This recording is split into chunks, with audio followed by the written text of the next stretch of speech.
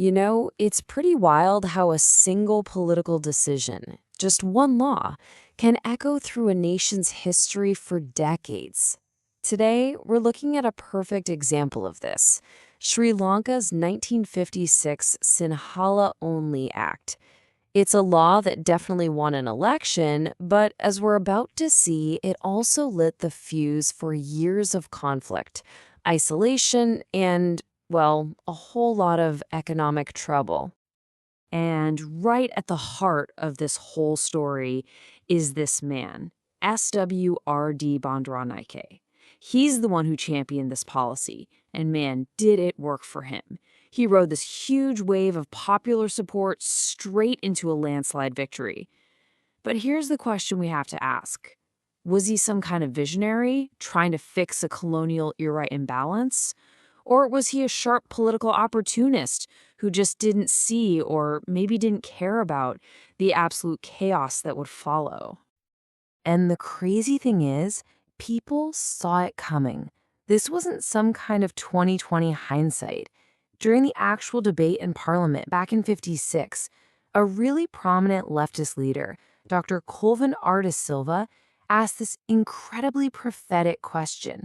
He basically laid it all out right there on the floor.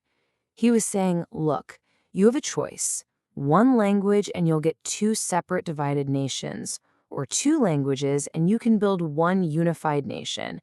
The choice couldn't have been clearer. So let's dig in. What exactly was this Sinhala Only Act? And how on earth did this one piece of paper end up fulfilling such a dark prophecy? Okay, so its official name was the Official Language Act of 1956. And on the surface, it sounds kind of simple. It basically kicked out English, which was the language of the British colonial government, and made Sinhala the one and only official language for everything. Now, for the Sinhala-speaking majority, this was a huge popular move.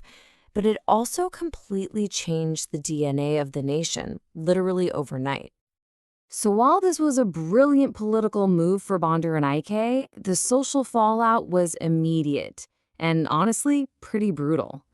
Instead of uniting the country like its supporters claimed it would, the policy basically drew a line in the sand, splitting the nation right down the middle. And the violence that followed wasn't just one single thing. We often hear about how this act was a major cause of the Civil War that tore the country apart for almost 30 years. But what's really interesting is that it also fueled violent rebellions by Sinhala youth in the South. The anger and division, it just spread everywhere, across the whole island. But the fighting and the conflict, that was just the stuff you could see on the surface. Underneath it all, the policy was causing a much slower, quieter kind of damage. It was basically eroding the entire intellectual foundation of the country. Think about it like this. Before 1956, English was the bridge to the rest of the world. It was the language of the universities, the courts, the government. After 1956, that bridge was gone for most people. English skills just plummeted. So you ended up with generations of graduates who were perfectly capable at home, but completely cut off from the international conversation in their fields. So what happens when you do that? You get a massive brain drain. And it was a double whammy. First, you had educated minorities who felt pushed out and discriminated against, so they started leaving. But then you also had talented Sinhala professionals leaving, because they knew they had better opportunities in a world that spoke English. Sri Lanka was just bleeding its best and brightest from every single community.